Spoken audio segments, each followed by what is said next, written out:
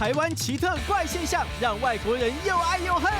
神明生日的时候的庙会，我会被吓到，钢管女是在跳舞，懂字那种的。我的家附近都没有这样的了，有的话我早上6点起床。台湾的蟑螂聪明，好像是他要跟我打架的。你讲的我们台湾蟑螂好像都有念书一样。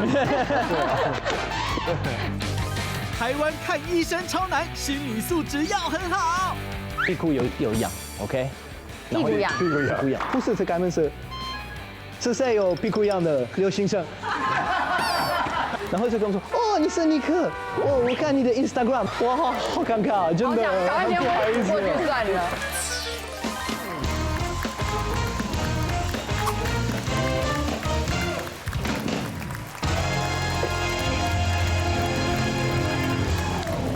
欢迎收看《女王大人》。今天我们特别邀请到了4位外国朋友，要来分享一下他们在台湾生活的真实感受。到底在台湾有哪些的事情，真的让我们大呼受不了啊？怎么会这样？怎么会这样呢？欢迎他们出场。来介绍第一位，来自冈比亚的 Hello。来自日本的优希，欢迎。来自土耳其的涂家，欢迎涂家。欢迎来自法国的尼克，欢迎4位朋友，欢迎你们。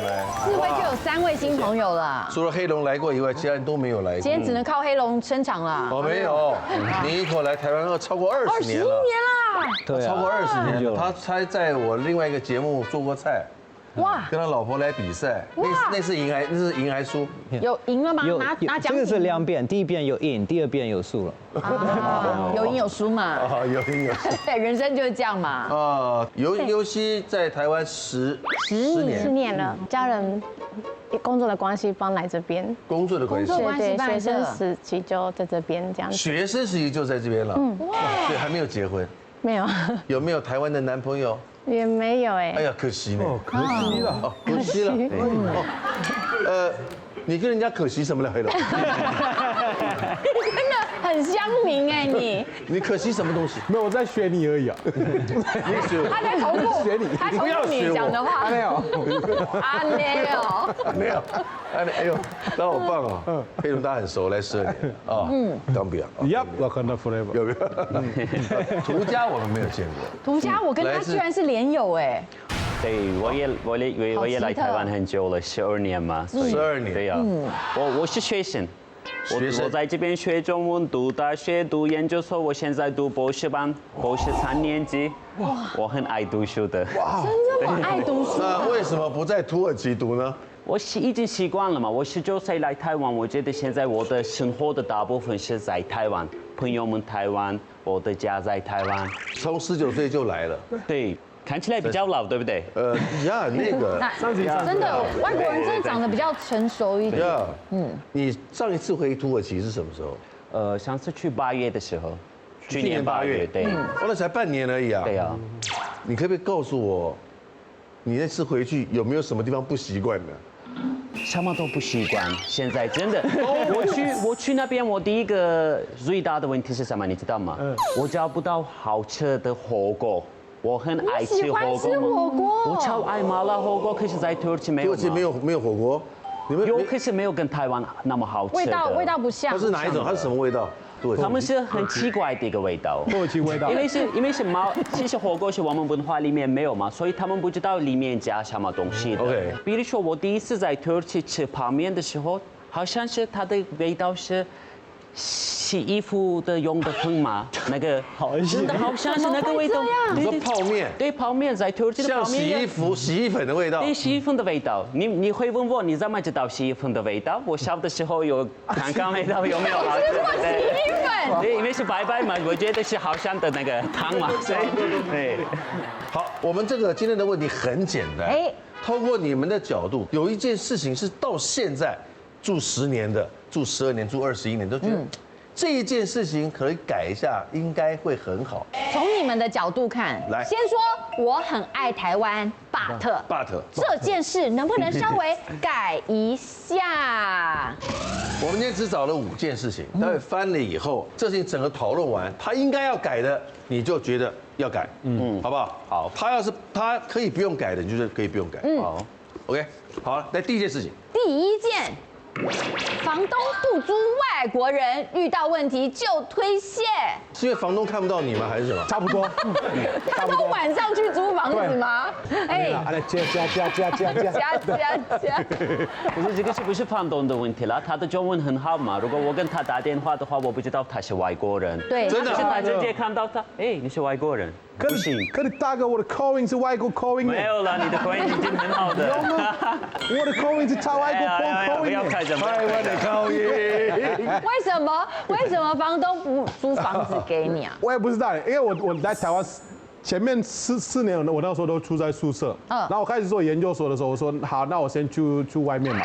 那时候就发现，开始找房子的时候很难找。平常我们去的时候，房东会说我们那时候外国人哦，那样，然后你会发现他的反应就是不想给这样子。然后你到时候好，那你们去了，后面再联络。这样子房东讲这个，你就知道没有了。对啊，他讲后面再联络，这个就没有了。可是如果房东说好，那先给3000块这样子，你就知道这个有机会。还有机会。对。但是我有一次给过3000块，然后我走了，我开车走，明明然后因为那个时候不是房东，是一个 agent， 然后那个 agent 我去的时候，他自己知道这个人是黑龙，一个代管。对，他已经知道我是黑龙，然后他直接打给我，跟我说，黑龙不好意思哦，这个房东说他不出给黑人，直接这样讲。我说那样。那这个没关系啊，那我的钱呢？我的钱，那我的说，对我的钱，对啊，他马上还我啊。他怕跟你不好沟通。这个是不是沟通的问题？因为是我之前开餐厅了嘛，我开餐厅的时候也是，我去很多地方，我想要你们的店面很不错的一个地方。他们第一个问题是什么？跟我说你是外国人，如果你明天离开台湾的话，我怎么教你？是这样。如果我的店面你做不好的事情，如果你做的不好的话，你离开我教谁？你是台湾人的话没问题，我去法庭。可是你是外国人，明天你不在，我告不到你。2023 12月，房东问我这个问题，我跟他说哪里找你？我说你去 YouTube 就找得到我。然后那个人说对啊，黑龙啊，他说黑龙哦，可是我希望台湾人可以来帮他签名。我说要有一个保人。对，我说可是我付钱，为什么要来台湾人？要个保证人。或者有的时候你住了，每次有问题，房东会怪你。对啊，比如说有一次我那时候因为我跟一些朋友们住在一起嘛，朋友的房子的那个冷气有问题，房东说现在冷气开太低了。我说本来不是可以开到低吗？对啊。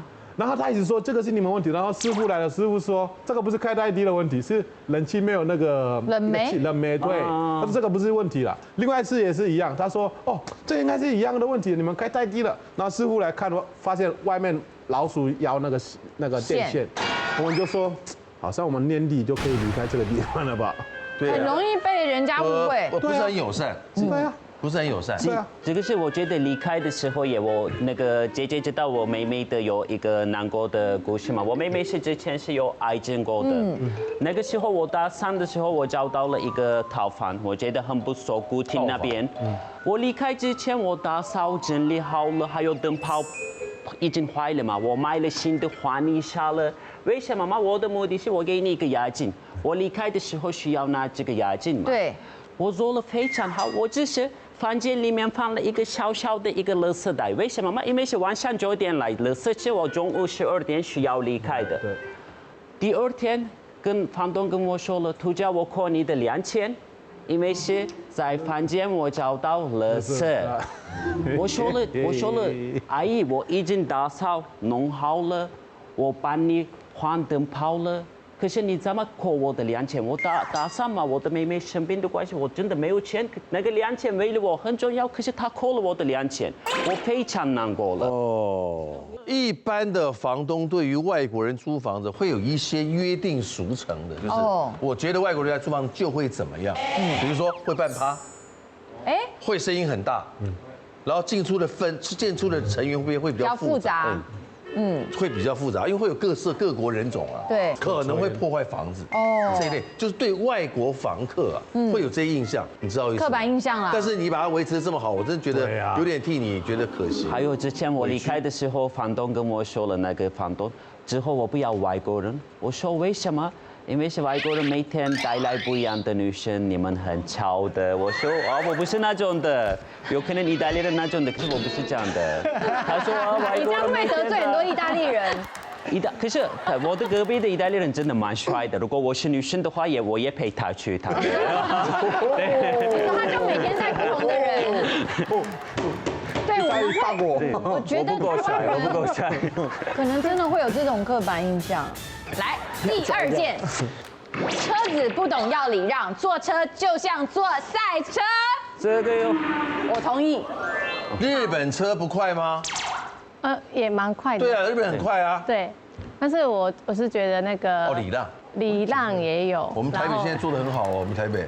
就是我之前就是那个走就是斑马线，有一个计程车要右转，然后因为行人不是要先优先嘛，对，然后他就撞到我，然后他没有发现。他没有发现，他没有发现，然后就一直推，他右转嘛，所以他就慢慢开，然后他可能没想到人在走，然后就一直被推到大概5米的距离，然后没有受伤，可是我袜子破掉，然后旁边的人跑过来说，那个你们要不要报警什么的？可是我那时候刚从日本回来，就比较没有警觉性，对，然后我就。不用这样子，你吓到了，对，吓到了。然后隔天我就去上班的时候，我昨天被车撞这样子。然后日本的同事跟我讲说，那个刚来的日本人都会被撞一次这样子。这是一种见面礼吗？对。然后他说阿鲁就是来这边的日本人都要被撞一次，对，很像发现这件事情。我说是哦这样子，然后后来就。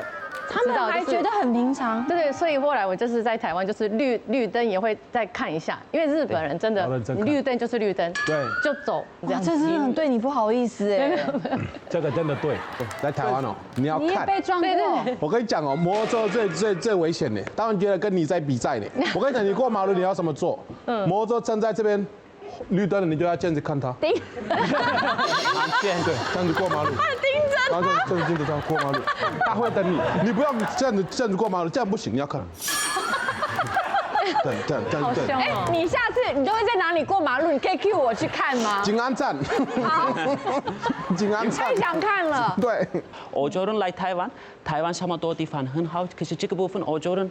很惊讶，哇哦，他们为什么没有等我们？对，开车也这样。土耳其会让行人吗？我们2年之前是跟台湾一样的，可是2年之前是新的一个法律嘛。你看到我们开始走了的话，他需要停，他没有停的话有罚单。保持什么样的距离？我这样开始的话，你需要停的，你要停的。他只要走在斑马线上，我还在动的话，我就不行，你一定到那边，你一定到这边。1、2、3木头人才可以你。木头人。这个在日本一样，日本也是这样子啊。就是你一踏上去行人，就是斑马线的，就最大。可是台湾真的有进步很多，我刚来的时候进步很多，特别是南部的时候，红绿灯的感觉是。没关系啦，是红是绿色，参考用的。特别山上的时候，现在真的比较好，真的比较好。我最近还可以进步，但是真的比较好。最近你们注意看看，有比较有感的呢，是你在过马路之前，行人的绿灯会先亮，对，车子的绿灯会晚大概5秒钟才亮。这个大马路，它让人先走，大路口有。然后5秒之后车子才能走。可是那个5秒我做什么？跑步吗？我不行。至少你可以先起步啊。我不会。你至少先起步，他如果要右转的话，他会先看到。他会知道那边有人了。对，这个同意啦。这同意啊。同意。的确没有礼让。是一个行人地狱。还有一个是，我觉得台湾这个可以改一下是。公车有人要举手才会停这样子，但是在日本呢，就是每一张都会停。只要巴士大比较停。对，所以我之前学生时代的时候，就是因为我那时候是住高雄，然后公车那时候很少，就是可能你错过一班就要等半小时，对，那也不可能，就什么时候来都不知道。然后我就看到有一些老人可能很累了，在公车站那边休息，坐下来，公车就这样来了啊，没有举手他就不帮你等，然后就看到老人就用跑的，然后停这样子，我觉得很可怜，就是我觉得这一点这的确可以改善。这应该要改善吧，这样对，这个我有听过日本人的故事，我前女友日本人，他说他觉得台湾公车司机都好像是 F1 的，对，人家还没有坐着就咻这样子，对，咻，真的。对，他说好危日险本要等大家都坐着再开始动，或是司机会先说哦，大家注意一下，我要开始动了哦，对，大家都注意。可台湾你一上车开始还没有刷卡，就是呜这样子。对，真的，你说的没错。可是这个是上班下班时间的时候，他们如果停很久的话，这样的后面的人也麻烦了。我觉得 OK， 台湾这个部分都安全第一，大哥。安全第一，可是后面的安全也第一了。安全呐，安全哦。下雨天，我骑摩托车的时候，有人前面没有看他们自己吵起来我真的生气的。日本人跟特区人应该没办法。可能是我是京都人，然后京都的公车就是连右转会先跟你广播，那个司机会跟你讲说，我现在要来右转喽，然后我再右转。什么都会先告知。对。他会对外面广播啊？对，没有。对车子一广，对车子一广，怕里面没有座。什么都要有心理准备。可能是京都这少见的。那个老人比较多了，有可能。哦，京都老人多。哇，这个很少见。赞同。应该没有一个国家会这样做吧？没有，只有日本会这样子。哦，对公车里面的人说我要右转了，各位。对。哦，日本棒棒。现在台湾的公车有一些是灯号会表示用灯，我现在是右转。右转请注意。对。外国人看不懂中文。会打字。它不是每一台都有。但他刚刚讲的对啦，只要是个 bus stop， 我这边有我的站，我本来就要停下来。因为搞不好有的那个人他看到车来了，过去站在前面，他还在赶，到不了。太危险了。对不对？之类的。等一下，对，这个该不该改？该改。该改。要不要改？要改进，要改进。应该。好，Nico要分享什么？因为我刚来的时候就没有小朋友的时候，我不 care。对。但是要对车的时候，你才发现每一个店都有不同的高度什么的，马路就是，所以有一些要上去，要下去什么的，还有的时候也会有。现在没有了吧？现在比较好了。现在比较好一点，对啊。但是我现在不需要对车，所以我现在我不 care。对啊，都打了。10年龄简直很重要。再过10年要坐轮椅啦。再撑一个。加油！即使在现在台北市哦，有一些那种导盲的无障碍设施，它有时候导一导，哎，就断掉了。人家不知道要去哪里了，那个就感觉不到了。哦，无障碍空间会断掉。对，就做一半。这个肯定要注意，要改进。这个该注意。好，来准备第3条。第3件，热情没有边界感，一开口就问隐私。举牌 Q 牌，黑龙，都有哎。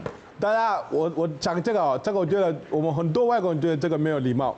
有时候你遇到台湾人，第一天遇到人，嗨，你好，我是黑龙，我是这个。他说你薪水多少钱？等一下，太快了，真的没有，有一点啊，有吗？真的有，为什么？有些有吗？可是我觉得这个是对的，土耳其人也这样的。对啊。大哥，我们先问你的工作，你的薪水有没有女朋友，有没有结婚，有没有孩子，有没有小孩，什么都有呀。对啊，我们土耳其会问这个。对啊，我们很爱。这个人土耳其跟台湾人很接近哎。你说不行，你说我们聊天蛮像的，我觉得我很爱跟阿姨们聊天，他们直接问我有女朋友吗？我说很多。没有意大利人的那么多吧？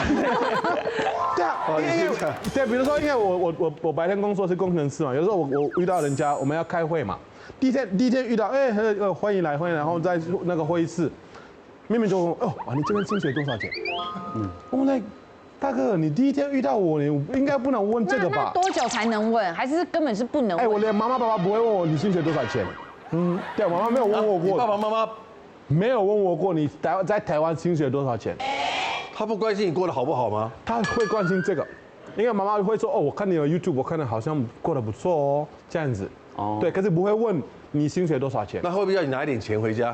其实会拿钱给他们啊，因为我要换给他们。我小时候他们花那么多钱，报恩。对，因为我要换一下。日本也应该妈妈爸爸不会问吧？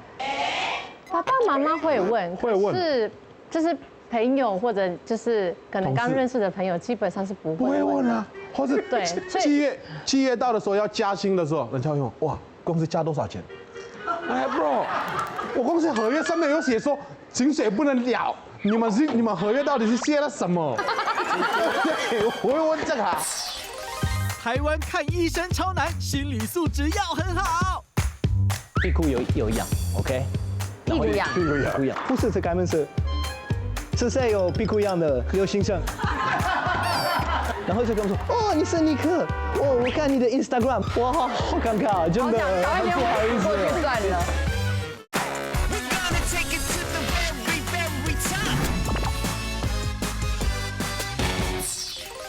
我公司合约上面有写说薪水不能聊，你们合约到底是写了什么？我会问这个啊。这个很普通了，我觉得很 OK 的。我的爸妈每个影片之后问我你赚了很多钱吗？我说大概这样的 OK 的了。你50%给我们。啊，你一个月多少钱？现在一个月是我是学生吗？没有到3万。可怜呐，可怜呐，对啊。对啊，说你一个人可怜嘞。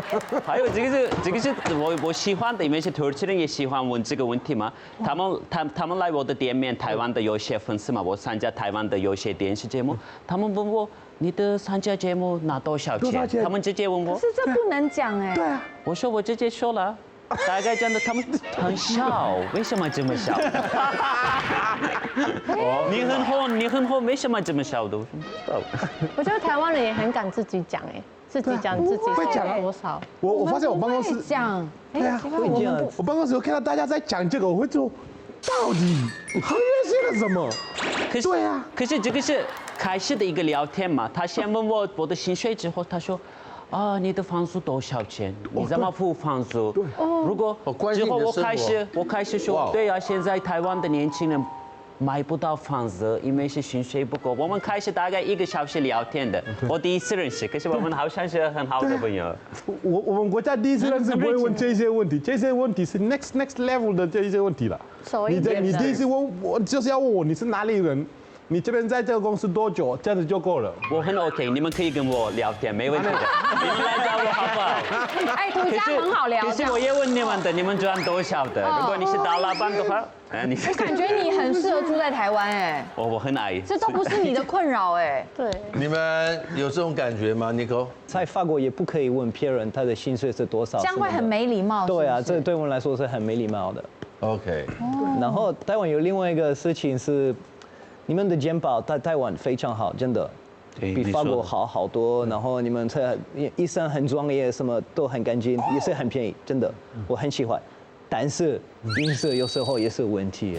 我一次也是有去 OK， 屁股有痒 OK， 屁股痒，真的不好意思讲 OK。那我去看医生，然后已经老婆有打电话给他们有约什么的，然后护士是开门这样。然后我们有很多人在有阿公阿妈，有很多不同的人在旁边。然后护士是开门是谁有屁股一样的刘先生？好，是我。然后就站起来，然后隔壁我是外国人，当然大家都是看我的。是。OK。然后以后要发现 OK， 我要去开刀。那开刀的时候，我是穿。他们是带大的，是这样的衣服，你知道吗？里面什么都没有，就是那个绑在后面，然后你看在后面空的，对啊，什么都没有。我坐在他们的桌子上，这样我已经很紧张 ，OK。然后有看那边，我不知道是医生还是护士，然后就跟我说，哦，你是尼克，哦，我看你的 Instagram， 我 follow 你。是你正光着屁股。我在这样，知道吗？我说哈，他们还没给我这个瓦斯什么的，我在这哈哈。不是瓦斯了，麻醉了，瓦斯。对啊，这样是，哇，好尴尬，真的。赶快先回过去算了。对啊，这样的时候你真的不要有别人跟你讲话，就是这样很贴心，来这样的你不紧张，还有不用怕吗？对啊，让你不要紧张。你给我 Instagram。可是你屁股已经没了，但他就会不自在。像我不是说以前我陪我朋友去产检吗？然后就是因为他遇到那件事，让我决定我如果怀孕，我绝对不去那一家。我陪我朋友去产检，然后也是在候诊室，所有都是那种看妇科、产科的孕妇啊，或是女生这样子。然后就有一个护理师，他就在填写单子，他在帮另外一个我不认识的人填写单子，然后他就说，比如说，尤西，你现在尿尿还有灼热的感觉吗？然后全部候诊间都听到了，我想说好可怕。然后后来轮到我朋友要去产检的时候，我陪他一起进去，门才刚打开，医生坐在那个他的办公桌前面，他就说你又胖了，你不能再胖了，就是他直接讲他孕妇嘛。对，可是他不能在大大家都还在听的时候讲这些事，很丢脸呢。这个是我们的国家是比较远一点嘛，上次我们应该是黑人也知道，我们很爱踢足球的国家嘛，法国人也讲的。你们如果有人踢你们的这边的话，你们没有尿的话有问题，一定需要去医院大医院。那边的挂号的护理师问我你在哪里有问题，我说下面，他说下面在哪里，我说下面，我不能说下面是，之后我说有问题，他说有什么问题？我说有人踢，你跟有人打架吗？我不说不是，我还要跟他解释一下。其实这个部分是我们说啊，我不舒服，进去医生那边，医生你跟医生说的，不能讲这么细节啦，在候诊间已经好了，现在尿尿没问题了，现在你尿尿 OK 的。我们很开心，知道你尿尿没问题。对，没问题，现在没问题。好，这个要改。哦，你给我尴尬哈。来第4条，第4条，迷信夸张无极限，改名风水样样来。Nico， Yushi，我觉得普通。好，在甘比亚、土耳其没有迷信。我很喜欢这个台湾的这个文化，我觉得很 OK。你也是迷信的那个？对，我自己算命老师，你知道我看咖啡算命。你就是那看咖啡？对，我是老师。这个不是外国人，看起来是外国人呢。可是土耳其是中东国家，你们知道这中东其实在中东很特别，很多占卜，超级多的，我们很爱。很爱。对啊，很爱占卜啊。对。那甘比亚不迷信吗？算命也有啦，可是因为我自己家，我们不相信了。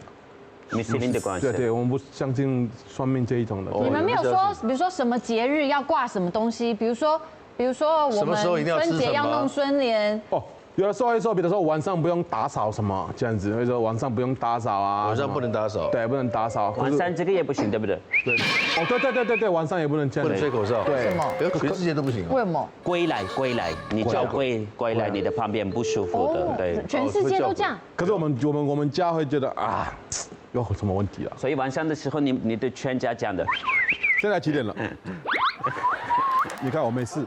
对。台湾新奇庙会文化，让外国人又爱又恨。神明生日的时候的庙会，我会被吓到。钢管女是在跳舞，懂字那种的。我的家附近都没有这样的啦，有的话我早上6点起床。对，然后音乐。对，没错。风雨啦。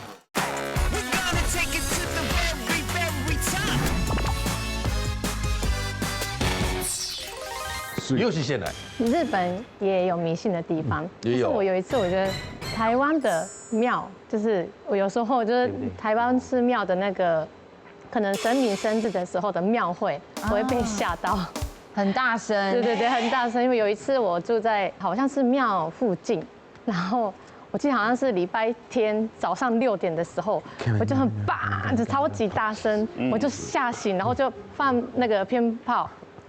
对，超级大声，然后吓到醒来，然后就开始播放音乐，然后外面超吵，然后就从那个我就窗户这样看一下是到底什么，然后结果就是有一个车子上面有个钢管，然后钢管女是在跳舞，然后我整个亲眼看到吓得我太离谱了，我就拿出来用手机拍照，就太酷了，因为在日本。是关于寺庙、神社什么的，比较不会有这样子，是女生辣妹在跳钢管，而且是日本也有，对，日本也有庙会，可是我不知道是因为我是京都的关系，就是很传统，日本的神社真的很传统，这个是我录的。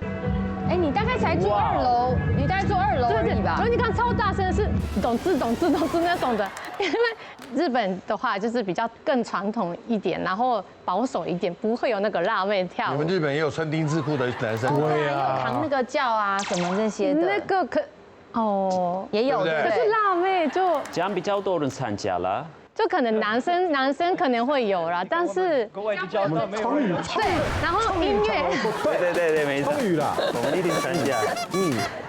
你们看到就会开心。当然，真的是我的家附近都没有这样的了，有的话我早上6点起床的。拜拜。那你要搬家。黑龙还要因为涂家喜欢看这个，他变成朋友。对，突然就结盟了，变朋友了。因为日本可能比较少了，就是可能你刚刚说的丁字裤的那一个，可能是也是可能那个地区的一个神社会办这个，不是每个很常都有。不是每个神社都办得穿丁字裤的。对对对，我觉得台湾真的庙会很多。你在台湾10年有参加过那个妈祖绕境？会走好长好长的距离。有看，是不是很多人超？对，很多人对。有看过，有看过。对对。你可以去啊，4月初啊。对啊，4月初可以去。你有参加过？去年有啊。然后我有降调，我有降啊，那个叫什么名字？降那个，然后带着那个。你有扛神教？对啊，我有啊。哎，大概我打完了哎。你体会过很多台湾人没有体会的事，重不重？很重，超重的。我前面那个阿伯不行了，大家一直说大哥加油。陪他的话超级麻烦的，为什么嘛？他很高嘛，其他人真的很辛苦的。因为就不平嘛，他很高，其他人比较重的。这个是对的，这个其实是对的，对，这个是对的。我有的高低差。OK， 来 Nico， 台湾的特别复杂，对我来说是你们的风水的关系。法国没有风水吗？我们没有这样的。我是摄影师 ，OK， 所以我们有摄影棚。我们摄影棚弄好的时候，太复杂了。OK， 有很多墙壁拔掉什么的，因为要开的很大的地方。OK， 那有照片可以给你们看。然后本来都是 OK 的，都弄得很漂亮。然后我们的门口大门，我的老婆的妈妈有来，然后有带一个师傅来看我们风水什么的。然后他说，这个门现在因为这个墙壁不见，你开门的时候就看窗户。他说不行，什么穿堂煞还是什么的，所以这个门没有什么问题，是大门要换，本来是从左边这样开的，现在是从右边这样，一定要开。哦，这要花好几万块哦。但是门没有什么问题啊，这是因为你们相信是因为看窗户是不好的一个事情。没有请太太去跟岳母沟通一下。对啊，这个是摄影棚。然后这个，因为我要有一个大金色的这样，这个是我自己决定我要画什么的，然后我就有 design 自己的 design， 然后跟木工师聊天，我跟他说我要这么大，旁边是这么大，然后他的工具不是跟我的一样，我的工具只有公分而已 ，OK， 还有英寸，但是他的有很多不懂的中文字，然后就这样，然后跟我说，你给我这个不行，我说。这么可能不行，这个是定做的吧？我们什么都可以。他说这里不行，这里可以，这里可以，这里不行。为什么？一定很疑问，对不对？对啊，就是怪怪的。这个叫文公尺啊。所以我的真的是还我想要的 OK， 但是有一点改变这样。这都是我们的厨房也是这样，因为我是法国人，我们烤很多东西，我们喜欢烤有焗烤什么的，所以我需要有烤箱。然后我准备一个地方是。因为要很大的烤箱这样，然后全部都已经好了，就这有冰箱，然后有准备烤箱的一个洞，然后就是我要买一个很漂亮德国做的很漂亮，我刚想买的，然后是我老婆的妈妈进来我们的厨房这样，然后就看左边那冰箱，然后看这个呢，她说这个也要烤箱，然后阿妈说 ice fire。No， 我说水跟火不能放一起。对啊，妈妈说这个不可以有冰箱在烤箱的对面的。冰箱不能在烤箱的对面。他是跟我说的，所以现在我们你看这个是本来是烤箱的地方，然后就以后就要买比较小一点的，还是专业的烤箱，但是要放冰箱旁边才可以用的。他们可以放在紧邻的旁边，但不能对着。然后，因为我还爱我老婆，还有我老婆的妈妈说，他们说的是 ，OK， 好，这里是，Oh, so nice， 你们家 ，Pay the money， 我不相信，但是我故意的，是这个是想法。你这是你牺牲了。C'est la vie， you know。台湾小强天下无敌，让外国人也怕怕。我很爱台湾，可是台湾的蟑螂我真的很怕的，真的。还有他们配，对，在土耳其的话他们不配的嘛，真的不一样。不一样的。我在日本没有看过蟑螂会飞。台湾的蟑螂真是真的不是蟑螂，我们需要给他们一个新的名字。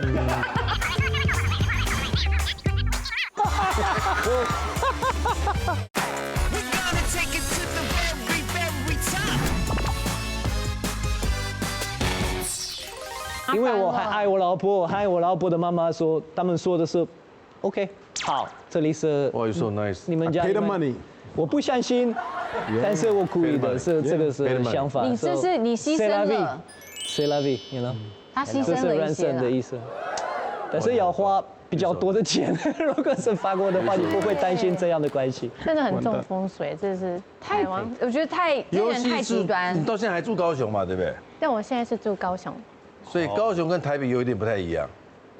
我觉得那个迷信上面都一样的。您刚刚说的是就是风水上面嘛？都一样，都一样。我觉得都差不多，就是蛮迷信的人就是很迷信，就会不敢做，就可能就觉得麻烦，也还是你会这样在台北做住过吗？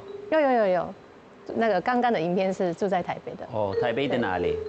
台北的你要去看神明过生日，有可能我下次搬到那边比较好玩吧。菜寮，菜鸟。最后一条了，各位。哎，最后一条亲爱了，的朋友，来，来，第5我很爱台件，湾哦，来。小吃摊贩卫生差，台湾小强好吓人。这是谁说的？来，哎呦，有认为啊。哎呦，我的部分是台湾的小吃，我觉得是越脏越好吃嘛，所以这个部分我没问题的。你喜欢吃什么？臭豆腐，我现在最爱的是臭豆腐。真的吗？是卤的，是水的还是炸的？炸的，因为是水的里面是有那个什么有猪油嘛，猪油我不能吃的是，因为是我是穆斯林嘛，所以我一定吃炸的。为了臭豆腐，我去台东。炸臭豆腐？对，我超爱的。台东。对，台东的。哎呦，我只知道花莲有，台北也有，每个县市都有的，发酵的那个汁不一样。这个部分是我觉得没问题。我最大的问题是蟑螂。我觉得台湾的蟑螂不是蟑螂，它是别的一个动物。真的，我们开玩笑了，一个蟑螂怎么可能这么大的？我第一次看到的时候，我觉得这个是不是蟑螂？这个是一个老鼠。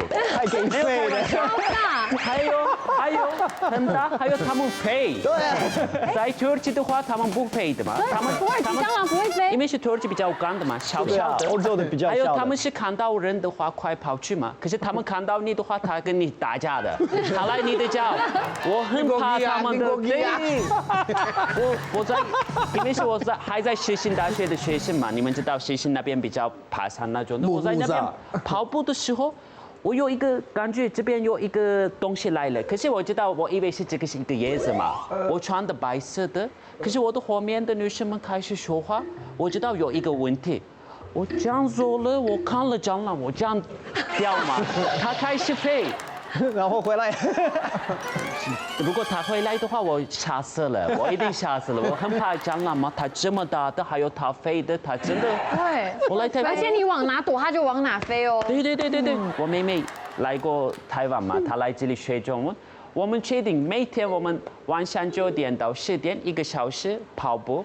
她因为是她有一点胖胖的，需要跑步。第1天 OK， 第2天 OK， 第3天的时候，她说哥哥我不要去。我说为什么？那个地方有蟑螂，我怕的。他真的还有很大吗？他们没有怕我们吗？我们怕他们。所以第3天的时候之后，他说哥哥我不要去跑步的，你自己去。台湾的蟑螂真的不是蟑螂，我们需要给他们一个新的名字，老蟑螂鼠。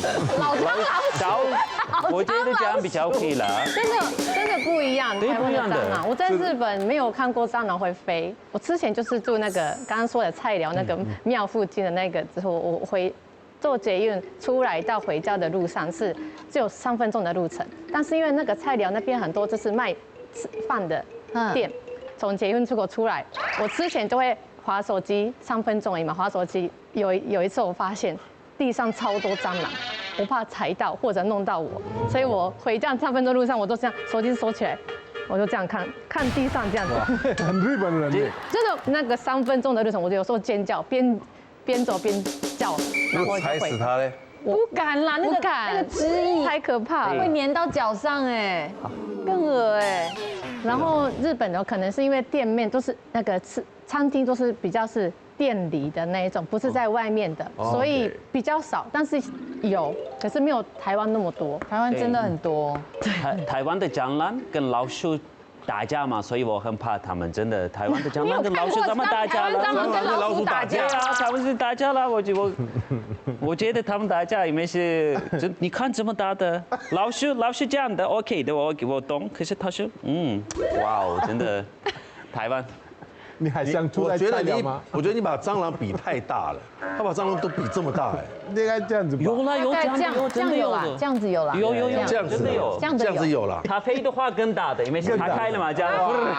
陈哥很怕蟑螂，非常怕。我也是，我哥哥我也很怕的。对啊，我很怕。我很小就很怕。 Why？ 被吓过。我也怕，因为那时候我们住的地方是在永和嘛，才2层楼。我们在楼上是房间，要走下去这边就是客厅，然后后面是厨房，然后吃饭在客厅的小地方角落。这一下去的右边这是厨房，厨房里面就是有洗澡的厕所，厕所才这么宽。哦，下来这样子，灯一打开来，然后就洗碗槽里面2只。 然后切菜板上面1只，然后墙上1只，地上1只，然后大概就有，Oh my god， 太可怕了吧！就是你灯一打开，因为早要上学嘛，6点，对，要上6点，灯一打开，起码有5、6、7、8只在那边。老师早安，他们故意的吧？他们故意的。他们在开 party， 因为那边打不完呐，它外面的路没办法去，都是缝啊，门都会有缝啊，它会爬进来啊。 所以看了就打，看了就打。对，最大的问题是台湾的蟑螂聪明，他们真的很聪明。聪明。他们知道你打死它嘛，他知道的话，他快来你的旁边，他会咬你嘛。在土耳其不是这样的，他们开灯的话，开灯的话，他们快没了。可是我开灯，我确定打他的话，他快找我的，好像是他要跟我。 打架的，这个是我觉得哇，我很危险的，所以哥哥你讲的我们台湾蟑螂好像都有念书一样。我有土耳其的蟑螂，我很爱台湾，可是台湾的蟑螂我真的很怕的，真的。外国人最爱小吃，这些美食通通上榜。我是很爱吃台湾的小吃。你最爱吃什么？姜烧耶。你一口最喜欢吃的小吃是什么？甜不辣。 哦，那黑龙最喜欢吃什么小吃？对啊，那个有越脏越好吃。我觉得一定需要不健康才好吃的啦，对不对？好朋友。对，没错的。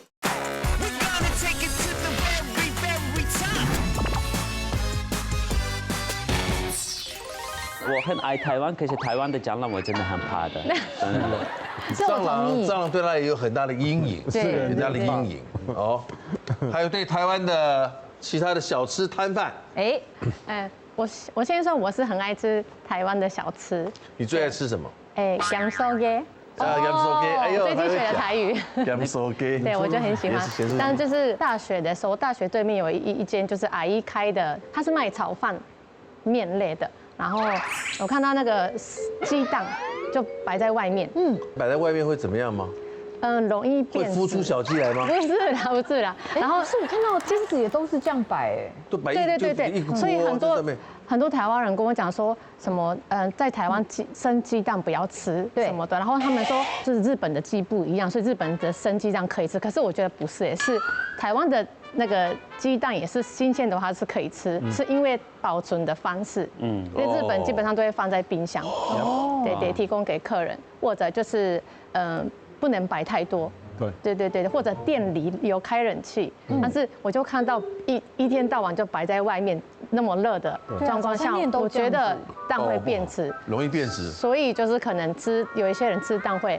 肚子坏掉，我相信应该是这个卫生的关系。请相关这个播出的话，如果有人看到的话，请相关单位研究一下这个问题。哦，鸡蛋如果让一整天曝晒在外面，有阳光直射，这样的话放一天下来，会不会有疑虑变质的疑虑？我觉得这个提醒蛮好的。对啊，说不定这个已经放了好几天都不知道。对，不知道。对，但是很好吃，我就还是会吃啦。 对，它煮的好吃。有人说越脏越好吃，有一种痛爽。就是我来台湾之后，很多朋友跟我说嘛，我觉得对的，越脏越好吃。你要说干净又卫生，重点是的确是没什么干净又卫生啦，没有。那黑龙最喜欢吃什么小吃？台湾鸡排啊。 鸡排啊，对啊，那个有越脏越好吃啊，对，干净又卫生啊。一个东西很健康的话不好吃，我觉得一定是要不健康才好吃的啦，对不对的？好朋友，对，没错的。所以他们来台湾这几年脑子是不是吃坏了？有。你一口最喜欢吃的小吃是什么？甜不辣。哦，甜不辣很喜欢。甜不辣，对，甜不辣。那另外一个，臭豆腐。铁板烧我喜欢，臭豆腐没办法，差的还可以。法国没有铁板烧吗不？习惯。南部跟西班牙有一些是 plancha， 所以有办法是差不多这样，但是也不会是像你的前面这样这么煮什么的，他们是在厨房后面，这是小小的。他是煮了拿过来照你。对，这样。台湾在你面前煮。因为台湾比较热闹的。台湾的 teppanyaki， 我们跟好像最早是跟日本学的，跟日本学的。台湾的台湾的也很好 teppanyaki 吃啊。啊，调味不一样，不一样。但是因为你是 Q 的，关系跟台湾真的很像，很多地方很像。可是京都又是完全不同的体系，京都人在日本人里面又是特别的一群，再传统一点。对，规矩更多。我们透过他们这些各个不同国家的人提出的意见跟看法，我们不要先全盘否定，这是一个很好的机会，让我们透过不同文化的视角来检视自身。我们可以思考一下，透过他们的眼睛来看这片土地，怎么样让这边变得更适合居住、更友善。哎，说得好，台湾一直以来都能够呢是广纳百川呐，兼容并蓄的地方，我们可以汲取各种不同的意见。我们尝试的改善自己自身的环境，台湾就还一定会因为大家的一些好的建议，它会越来越好。或许有一天，不止外国人，我们包括台湾的每一个人，都会因为你这些改变，不知不觉让台湾，它成为一个无可取代的美丽宝岛。这是什么？世界各地有这么多的特色。台湾的特色也不容取代啊，不容取代。台湾真的是一个非常适合人类居住的地方。宝岛。 OK， 好，爱你的环境，我们一起珍惜它。女王大人，下次见。 See you。谢谢尼克，谢谢。